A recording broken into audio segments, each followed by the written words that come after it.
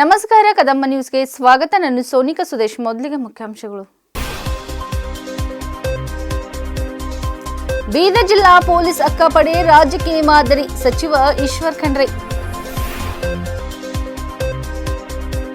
ನಿರ್ಲಕ್ಷ್ಯ ತೋರುವ ವೈದ್ಯರ ವಿರುದ್ಧ ಕಠಿಣ ಕ್ರಮ ಕೈಗೊಳ್ಳಿ ಶಂಕರ್ ಪೋಲೆ. ಗ್ಯಾರಂಟಿ ಕಾರ್ಯಾಗಾರ ಸಮಾರಂಭದಲ್ಲಿ ಭಾಗವಹಿಸಿದ ಜಿಲ್ಲಾ ಉಸ್ತುವಾರಿ ಸಚಿವ ಈಶ್ವರ್ ಬಿ ಖಂಡ್ರೆ. ರಾಜ್ಯದಾದ್ಯಂತ ವೈಕುಂಠ ಏಕಾದಶಿ ಸಂಭ್ರಮ, ತಿಮ್ಮಪ್ಪನ ದರ್ಶನಕ್ಕೆ ದೇವಸ್ಥಾನಗಳಲ್ಲಿ ಭಕ್ತ ಸಾಗರ. ಸುದ್ದಿಯ ವಿವರಗಳು. ಮಹಿಳೆಯರು ಮತ್ತು ಮಕ್ಕಳ ಮೇಲಿನ ದೌರ್ಜನ್ಯ ತಡೆಗಟ್ಟುವ ನಿಟ್ಟಿನಲ್ಲಿ ಕರ್ನಾಟಕ ಸರ್ಕಾರ ಆರಂಭಿಸಿರುವ ಬೀದರ್ ಜಿಲ್ಲಾ ಪೊಲೀಸ್ ಅಕ್ಕಪಡೆ ಈಗಾಗಲೇ ರಾಜಕೀಯ ಮಾದರಿಯಾಗಿ ಗುರುತಿಸಿಕೊಂಡಿದೆ ಎಂದು ಜಿಲ್ಲಾ ಉಸ್ತುವಾರಿ ಸಚಿವರಾದ ಈಶ್ವರ್ ಖಂಡ್ರೆ ಹೇಳಿದರು. ಇಂದು ಅಕ್ಕಪಡೆಗೆ ನಿಯೋಜಿಸಲಾದ ವಾಹನಕ್ಕೆ ಸಚಿವರು ಚಾಲನೆ ನೀಡಿ ಮಾತನಾಡಿದರು. ಮಹಿಳಾ ಮತ್ತು ಮಕ್ಕಳ ಅಭಿವೃದ್ಧಿ ಇಲಾಖೆಯ ನೇತೃತ್ವದಲ್ಲಿ ಪೊಲೀಸ್ ಸಿಬ್ಬಂದಿ ಹಾಗೂ ತರಬೇತಿ ಪಡೆದ ಎನ್ಎಸ್ಎಸ್ಸಿ ಕೆಡೆಟ್ಗಳೊಂದಿಗೆ ಕಾರ್ಯನಿರ್ವಹಿಸುತ್ತಿರುವ ಅಕ್ಕಪಡೆ ಸಾರ್ವಜನಿಕ ಸ್ಥಳಗಳಲ್ಲಿ ಗಸ್ತು ತಿರುಗುವ ಮೂಲಕ ಮಹಿಳೆಯರು ಮತ್ತು ಮಕ್ಕಳಿಗೆ ಸುರಕ್ಷತೆ ಒದಗಿಸುತ್ತದೆ ಎಂದು ತಿಳಿಸಿದರು. ಸಮಾಜದಲ್ಲಿ ಸುರಕ್ಷತೆ ಮತ್ತು ಜಾಗೃತಿಯ ಕಿರುಸೇತುವೆಯಾಗಿ ಅಕ್ಕಪಡೆ ಕಾರ್ಯನಿರ್ವಹಿಸುತ್ತಿದ್ದು, ಮಹಿಳಾ ಸಬಲೀಕರಣದ ದಿಕ್ಕಿನಲ್ಲಿ ಇದು ಮಹತ್ವದ ಹೆಜ್ಜೆಯಾಗಿದೆ ಎಂದು ಸಚಿವರು ಹೇಳಿದರು. ಬಸವಕಲ್ಯಾಣ ಗ್ರಾಮದ ಆರೋಗ್ಯ ಕೇಂದ್ರದ ವೈದ್ಯರು ಕರ್ತವ್ಯಕ್ಕೆ ನಿರ್ಲಕ್ಷ್ಯ ತೋರುವುದರಿಂದ ಗ್ರಾಮಸ್ಥರು ಕಷ್ಟ ಎದುರಿಸುತ್ತಿದ್ದಾರೆ ಎಂದು ತಾಲೂಕಿನ ಬಿಎಸ್ಪಿ ತಾಲೂಕಾ ಅಧ್ಯಕ್ಷ ಶಂಕರ್ ಪೋಲೆ ತಾಲೂಕಾ ಆರೋಗ್ಯ ಅಧಿಕಾರಿಗಳಿಗೆ ಮನವಿ ಪತ್ರ ಸಲ್ಲಿಸಿದ್ದಾರೆ. ಆರೋಗ್ಯ ಕೇಂದ್ರದಲ್ಲಿ ವೈದ್ಯರ ನಿರ್ಲಕ್ಷ್ಯದಿಂದ ಯಾವುದೇ ರೀತಿಯ ಚಿಕಿತ್ಸೆ ದೊರೆಯುತ್ತಿಲ್ಲ. ಗ್ರಾಮಸ್ಥರು ಚಿಕಿತ್ಸೆಯಾಗಿ ಪರದಾಡುತ್ತಿದ್ದಾರೆ ಎಂದು ಆಕ್ರೋಶ ವ್ಯಕ್ತಪಡಿಸಿದ್ದಾರೆ. ಅಧಿಕಾರಿಗಳು ಸೂಕ್ತ ಕ್ರಮ ಕೈಗೊಳ್ಳುವಂತೆ ಎಚ್ಚರಿಸಿದರು. ತಾಲೂಕಾ ಆರೋಗ್ಯ ಅಧಿಕಾರಿಗಳಿಗೆ ಬಿಎಸ್ಪಿ ಪಕ್ಷದ ವತಿಯಿಂದ ಮೆಮೊರಾಂಡಮ್ ಕೊಡ್ತಾ ಇದ್ದೇವೆ. ಏನಂತಂದರೆ, ಬಸವ ಕಲ್ಯಾಣದ ಗ್ರಾಮೀಣ ಭಾಗದಲ್ಲಿ ಎಷ್ಟು PSCಗಳಿವೆ, ಆ PSCದಾಗ ಡಾಕ್ಟರ್ಗಳನ್ನು ತಮ್ಮ ಕರ್ತವ್ಯವನ್ನು ಕರೆಕ್ಟಾಗಿ ಮಾಡ್ತಾಯಿಲ್ಲ, ಸಮಯಕ್ಕೆ ಕರೆಕ್ಟಾಗಿ ಇರ್ತಾಯಿಲ್ಲ. ಬೆಳಿಗ್ಗೆ 10ಕ್ಕೆ ಬರ್ತಾರೆ, 1 ಗಂಟೆ 2 ಗಂಟೆ ಯಾರು ಕುಂಡಿರ್ತಾರೆ, ಇಲ್ಲ ಅಂತಂದ್ರೆ ಯಾರು ಕುಂಡೋರು. ಟೋಟಲಿನೇ ಬಸವ ಕಲ್ಯಾಣ ಗ್ರಾಮೀಣ ಭಾಗದಾಗ ಡಾಕ್ಟರ್ಗಳನ್ನು ಟೈಮಿಗೆ ಇರ್ತಾ ಇಲ್ಲ. ಅಲ್ಲಿನ ಜನರಿಗೆ, ಬಡ ರೋಗಿಗಳಿಗೆ ಹಾಗೂ ಅಲ್ಲಿರುವ ಸ್ಥಳೀಯ ರೋಗಿಗಳಿಗೆ, ಗರ್ಭಿಣಿಗಳಿಗೆ ಹಾಸ್ಪಿಟಲ್ಗೆ ಹೋದಾಗ ಬಹಳಷ್ಟು ತೊಂದರೆ ಆಗ್ತಾ ಇದೆ. ಇದರ ಕಡೆಯಿಂದ ಏನಪ್ಪ ಅಂದ್ರೆ, ನಾವು ಬಸವ ಕಲ್ಯಾಣ ತಾಲೂಕಾ ಅಧಿಕಾರಿಗಳಿಗೆ ಮೆಮೊರಾಂಡಮ್ ಕೊಡ್ತಾ ಇದ್ದೆವು. ಈ ಡಾಕ್ಟರ್ಸ್ಗಳ ಮೇಲೆ ಒಂದು ವೇಳೆ ಕ್ರಮ ಕೈಗೊಳ್ಳಿಲ್ಲ ಅಂದ್ರೆ ಏನಾದ್ರು ಡ್ಯೂಟಿ ಇಲ್ಲ, 10 ಹಿಡಿದು 4 ತನಕ ಡ್ಯೂಟಿ ಇದೆ, ಕಡ್ಡಾಯವಾಗಿ ಮಾಡಬೇಕು ಇರಲಿ. ಅಲ್ಲಿ ಯಾವುದೇ ರೋಗಿ, ಬಡ ರೋಗಿ ಹೋಗಲಿ, ಯಾವುದೇ ಸಂಬಂಧದಲ್ಲಿ ಎಲ್ಲ ಸಂಬಂಧ ಬಡ ರೋಗಿ ಮಾಡ ಅಲ್ಲಿ ಹೋದಾಗ ಇವರು ಯಾರು ಇಂಜೆಕ್ಷನ್ ಕೊಡೋರು ಇರೋರು, ಗೋಳಿ ಕೊಡೋರು ಇರೋರು. ಅಂದ್ರೆ ಇದು ಯಾಕೆ ನಿರ್ಲಕ್ಷ್ಯತೆ ವಹಿಸ್ಲಿಕ್ಕೆ? ಇದು ನಾವು ನೀವು 60 ಸಲ ಫೋನ್ ಮುಖಾಂತರ ಹೇಳಿದ, ಬಟ್ ನೀವು ಅದಕ್ಕೆ ಯಾಕೋ ಏನೋ ಇದು ತಗೊಂಡಿಲ್ಲ. ಅದಕ್ಕೆ ನಾವೇನಪ್ಪ ಅಂದ್ರೆ ಲೆಟರ್ ಮುಖಾಂತರ ಕೊಡಿರ್ತೇವೆ. ಬೀದರ್ ಜಿಲ್ಲಾ ಉಸ್ತುವಾರಿ ಸಚಿವರಾದ ಈಶ್ವರ್ ಖಂಡ್ರೆ ಅವರು ಇಂದು ಕರ್ನಾಟಕ ಸರ್ಕಾರದ ಪಂಚ ಗ್ಯಾರಂಟಿ ಯೋಜನೆಗಳ ಪರಿಣಾಮಕಾರಿ ಅನುಷ್ಠಾನದ ಕುರಿತು ಬೀದರ್ ಜಿಲ್ಲಾ ಮಟ್ಟದಲ್ಲಿ ಆಯೋಜಿಸಲಾದ ಗ್ಯಾರಂಟಿ ಕಾರ್ಯಾಗಾರ, ಗ್ಯಾರಂಟಿ ಉತ್ಸವ ಸಮಾರಂಭದಲ್ಲಿ ಭಾಗವಹಿಸಿ ಮಾತನಾಡಿದರು. ಕರ್ನಾಟಕ ಸರ್ಕಾರ ಜಾರಿಗೊಳಿಸಿರುವ ಪಂಚ ಗ್ಯಾರಂಟಿ ಯೋಜನೆಗಳು ಇಂದು ಇಡೀ ದೇಶಕ್ಕೆ ಮಾದರಿಯಾಗಿವೆ ಎಂದು ಹೆಮ್ಮೆಯಿಂದ ಹೇಳಿದರು. ಒಂದು ಕಾಲದಲ್ಲಿ ಗ್ಯಾರಂಟಿ ಯೋಜನೆಗಳನ್ನು ಹೀಯಾಳಿಸಿ ಟೀಕಿಸಿದ್ದ ವಿರೋಧ ಪಕ್ಷಗಳೇ ಇಂದು ನಮ್ಮ ಯೋಜನೆಗಳನ್ನು ಅನುಕರಿಸಲು ಮುಂದಾಗಿರುವುದು ಕಾಂಗ್ರೆಸ್ ಸರ್ಕಾರದ ದೂರದೃಷ್ಟಿ ಮತ್ತು ಜನಪರ ಆಡಳಿತಕ್ಕೆ ಸಿಕ್ಕ ದೊಡ್ಡ ಗೌರವವಾಗಿದೆ ಎಂದರು. ಗೃಹಲಕ್ಷ್ಮಿ, ಅನ್ನಭಾಗ್ಯ, ಗೃಹ ಜ್ಯೋತಿ ಶಕ್ತಿ ಹಾಗೂ ಯುವ ನಿಧಿ ಯೋಜನೆಗಳು ಬಡವರು, ಮಹಿಳೆಯರು, ಕಾರ್ಮಿಕರು, ರೈತರು ಮತ್ತು ಯುವಕರ ಬದುಕಿಗೆ ನಿಜವಾದ ಭರವಸೆ ನೀಡಿವೆ. ಈ ಯೋಜನೆಗಳು ಕೇವಲ ಘೋಷಣೆಗಳಲ್ಲ, ಜನರ ಜೀವನದಲ್ಲಿ ನೈಜ ಬದಲಾವಣೆ ತರುವ ಕಾರ್ಯಗಳಾಗಿವೆ ಎಂದು ಸಚಿವರು ಹೇಳಿದರು. ರಾಜ್ಯದಾದ್ಯಂತ ವೈಕುಂಠ ಏಕಾದಶಿಯ ಸಂಭ್ರಮ ಮನೆ ಮಾಡಿದೆ. ನಗರದ ಹಲವು ವಿಷ್ಣು, ವೆಂಕಟೇಶ್ವರ, ಗೋವಿಂದನ ದೇವಾಲಯಗಳಲ್ಲಿ ಮುಂಜಾನೆ 4 ಗಂಟೆಯಿಂದಲೇ ಸುಪ್ರಭಾತ ಸೇವೆ ಸೇರಿದಂತೆ ವಿಶೇಷ ಪೂಜೆಗಳು ನಡೆಯುತ್ತಿದೆ. ಈ ಹಿನ್ನೆಲೆಯಲ್ಲಿ ದೇವಾಲಯಗಳಿಗೆ ಭಕ್ತರ ಸಾಗರ ಹರಿದು ಬರುತ್ತಿದೆ. ಅರಸೀಕೆರೆ, ಮಲ್ಲಿಕಲ್ಲು, ಅಮರಗಿರಿ, ತಿರುಪತಿ ದೇವಾಲಯ, ಮಾಲೂರಿನ ಚಿಕ್ಕ ತಿರುಪತಿ, ಮೈಸೂರು, ಬೆಳಗಾವಿ, ಹುಬ್ಬಳ್ಳಿ, ಚಿಕ್ಕಮಗಳೂರು, ಹಾಸನ್, ಶ್ರೀರಂಗಪಟ್ಟಣದ ರಂಗನಾಥ ಸೇರಿದಂತೆ ರಾಜ್ಯದಾದ್ಯಂತ ಸಾವಿರಾರು ದೇಗುಲದಲ್ಲಿ ಪಂಚಾಭಿಷೇಕ, ಪುಷ್ಪಾಭಿಷೇಕ ಸೇರಿದಂತೆ ವಿವಿಧ ಪೂಜೆ ನಡೆಯುತ್ತಿದ್ದು, ವಿಶೇಷ ಅಲಂಕಾರ ಮಾಡಿ ಭಕ್ತಾದಿಗಳಿಗೆ ದೇವರ ದರ್ಶನಕ್ಕೆ ಅವಕಾಶ ಮಾಡಿಕೊಡಲಾಗಿದೆ. ಇನ್ನು ಬೆಂಗಳೂರಿನ ಮಲ್ಲೇಶ್ವರಂ ಹಾಗೂ ಜೆಪಿ ನಗರದ ಟಿಟಿಡಿ ದೇವಸ್ಥಾನದಲ್ಲಂತೂ ಸಂಭ್ರಮ ಮುಗಿಲು ಮುಟ್ಟಿದೆ. ನಡೆಯಲಿದೆ. ವೈಕುಂಠ ಏಕಾದಶಿ ಪ್ರಯುಕ್ತವಾಗಿಯೇ ದೇವಸ್ಥಾನದಲ್ಲಿ ವಿಶೇಷ ಅಲಂಕಾರ ಮಾಡಲಾಗಿದ್ದು, ಬೆಳಗ್ಗೆ 6 ಗಂಟೆಯಿಂದಲೇ ಭಕ್ತರು ಆಗಮಿಸಿ ವೆಂಕಟೇಶ್ವರನ ದರ್ಶನ ಪಡೆಯುತ್ತಿದ್ದಾರೆ.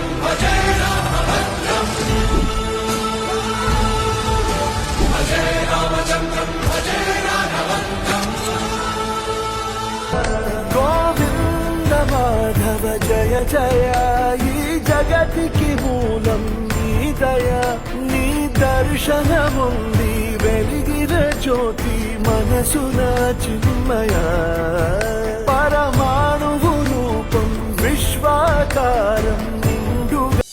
ಕೇಂದ್ರ ನಾಗರಿಕ ವಿಮಾನಯಾನ ಸಚಿವ ರಾಮ್ ಮೋಹನ್ ನಾಯ್ಡು ಅವರು ಮಂಗಳವಾರ ಹಿಂದೂಸ್ತಾನ್ ಏರೋನಾಟಿಕ್ಸ್ ಲಿಮಿಟೆಡ್ ವಿನ್ಯಾಸಗೊಳಿಸಿ ತಯಾರಿಸಿದ ಮುಂದಿನ ಪೀಳಿಗೆಯ ಧ್ರುವ್ NG ಹೆಲಿಕಾಪ್ಟರ್ಗೆ ಹಸಿರು ನಿಶಾನೆ ತೋರಿದ್ದಾರೆ.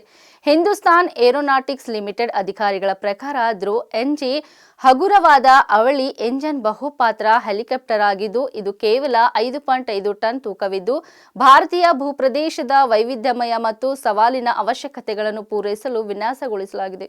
ಹಾರಾಟಕ್ಕೆ ಮುನ್ನ ಹೆಲಿಕಾಪ್ಟರ್ನ ಸುಧಾರಿತ ವ್ಯವಸ್ಥೆಗಳು ಮತ್ತು ವೈಶಿಷ್ಟ್ಯಗಳ ನೇರ ಅನುಭವವನ್ನು ಪಡೆಯಲು ಕೇಂದ್ರ ಸಚಿವರು ಪೈಲಟ್ನೊಂದಿಗೆ ಕಾಕ್ಪಿಟ್ಗೆ ಪ್ರವೇಶಿಸಿದರು.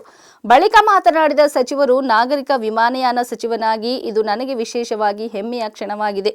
ಈ ಅಭಿವೃದ್ಧಿಯು ದೇಶೀಯ ಬಾಹ್ಯಾಕಾಶ ಉತ್ಪಾದನೆಯಲ್ಲಿ ಭಾರತದ ಬೆಳೆಯುತ್ತಿರುವ ವಿಶ್ವಾಸವನ್ನು ಪ್ರತಿಬಿಂಬಿಸುತ್ತದೆ.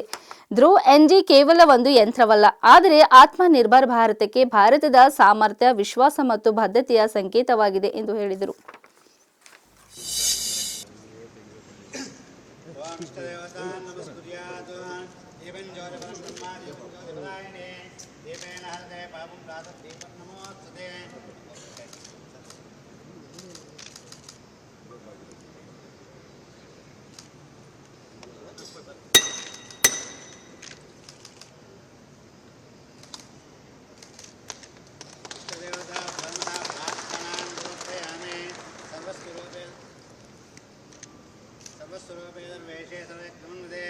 त्रयोज्यत्राहिणो देवे दुर्गे देवे नमोस्तुते लक्ष्मीं क्षीरसमुद्रादयां श्रीरङ्गदामेश्वरीं दासे भूतमस्तदेवनतां लोकैकदीपाङ्कुरां श्रीमन्मन्दगणाक्षरब्रह्मेन्द्रगङ्गाधरां ॐ महादेव्यै च विद्महे विष्णुपत्नीश्च धीमहि तन्नो लक्ष्मीः प्रचोदयात् ॐ साङ्गहर्ण्येत्याय जते इमां जनतां संगृह्णानीते द्वादशारत्न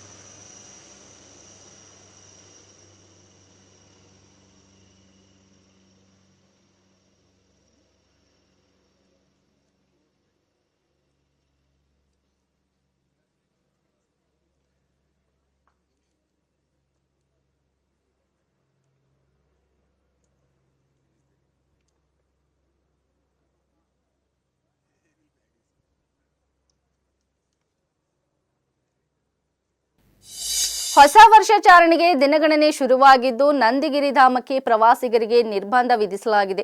ಡಿಸೆಂಬರ್ 31, 2025ರಂದು ಮಧ್ಯಾಹ್ನ 2ರಿಂದ ಜನವರಿ 1, 2026ರಂದು ಬೆಳಗ್ಗೆ 10 ಗಂಟೆಯವರೆಗೆ ನಂದಿ ಬೆಟ್ಟಕ್ಕೆ ಪ್ರವಾಸಿಗರಿಗೆ ನಿರ್ಬಂಧ ವಿಧಿಸಿ ಜಿಲ್ಲಾಧಿಕಾರಿ ರವೀಂದ್ರ ಅವರು ಆದೇಶ ಹೊರಡಿಸಿದ್ದಾರೆ. ಈ ಮೂಲಕ ನಂದಿ ಹಿಲ್ಸ್ಗೆ ಸಾರ್ವಜನಿಕರ ಪ್ರವೇಶ ಮತ್ತು ಹೊಸ ವರ್ಷ ನಿಮಿತ್ತ ಸಂಭ್ರಮಾಚರಣೆಗೆ ಬ್ರೇಕ್ ಹಾಕಲಾಗಿದೆ. ಹೊಸ ವರ್ಷಾಚರಣೆ ವೇಳೆ ಯಾವುದೇ ಅಹಿತಕರ ಘಟನೆ ನಡೆಯದಂತೆ ಮುಂಜಾಗ್ರತವಾಗಿ ಈ ಕ್ರಮ ಕೈಗೊಳ್ಳಲಾಗಿದೆ ಎಂದು ಜಿಲ್ಲಾಡಳಿತ ತಿಳಿಸಿದೆ. ಈ ಅವಧಿಯಲ್ಲಿ ಗಿರಿಧಾಮದಲ್ಲಿ ಅತಿಥಿ ಕೊಠಡಿಗಳಿಗೆ ಮುಂಗಡ ಬುಕ್ಕಿಂಗ್ ಹೊಂದಿರುವ ಪ್ರವಾಸಿಗರಿಗೆ ಮಾತ್ರ ಪ್ರವೇಶಕ್ಕೆ ಅವಕಾಶವಿರುತ್ತದೆ. ಸಾರ್ವಜನಿಕರು ಮತ್ತು ಪ್ರವಾಸಿಗರು ಸಹಕರಿಸುವಂತೆ ಮನವಿ ಮಾಡಿದೆ.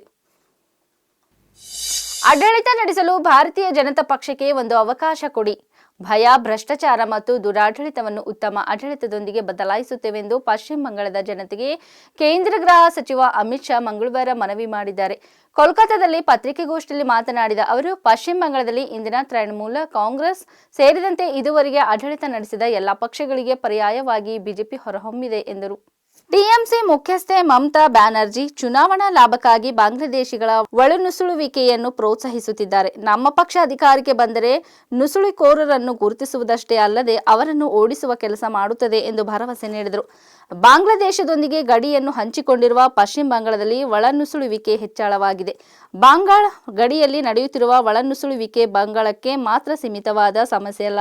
ಈಗ ಅದು ರಾಷ್ಟ್ರೀಯ ಭದ್ರತೆಯ ವಿಷಯವಾಗಿದೆ. ನಾವು ದೇಶದ ಸಂಸ್ಕೃತಿಯನ್ನು ಉಳಿಸಬೇಕು. ನಮ್ಮ ದೇಶದ ಸುರಕ್ಷತೆಯನ್ನು ಖಚಿತಪಡಿಸಿಕೊಳ್ಳಬೇಕಾದರೆ ಗಡಿಗಳನ್ನು ಮುಚ್ಚುವ ದೇಶಭಕ್ತಿಯ ಸರ್ಕಾರ ನಮಗೆ ಇಲ್ಲಿ ಬೇಕು. ಮಮತಾ ಬ್ಯಾನರ್ಜಿ ಇದನ್ನು ಮಾಡಲು ಸಾಧ್ಯವಿಲ್ಲ. ಬಿಜೆಪಿಯಿಂದ ಮಾತ್ರ ಸಾಧ್ಯ ಎಂದು ಹೇಳಿದರು. कि बंगाल की बॉर्डर से हो रही घुसपैठ सिर्फ बंगाल का मामला नहीं रहा है, अब ये राष्ट्रीय सुरक्षा का मामला है. देश की संस्कृति को बचाना है, देश की सुरक्षा को सुनिश्चित करना है, तो बंगाल की बॉर्डर सील कर दे. ऐसी देशभक्त सरकार यहां लानी पड़ेगी जो ममता बनर्जी नहीं कर सकती, केवल और केवल भारतीय जनता पार्टी. ಇಲ್ಲಿವರೆಗೆ ಸುದ್ದಿ ಕೊಟ್ಟಿದ್ದು ನಾನು ಸೋನಿಕಾ ಸುದೇಶ್. ಮುಂದಿನ ಸುದ್ದಿಯೊಂದಿಗೆ ಮತ್ತೆ ಭೇಟಿಯಾಗೋಣ. ವಂದನೆಗಳು. Audio Jungle.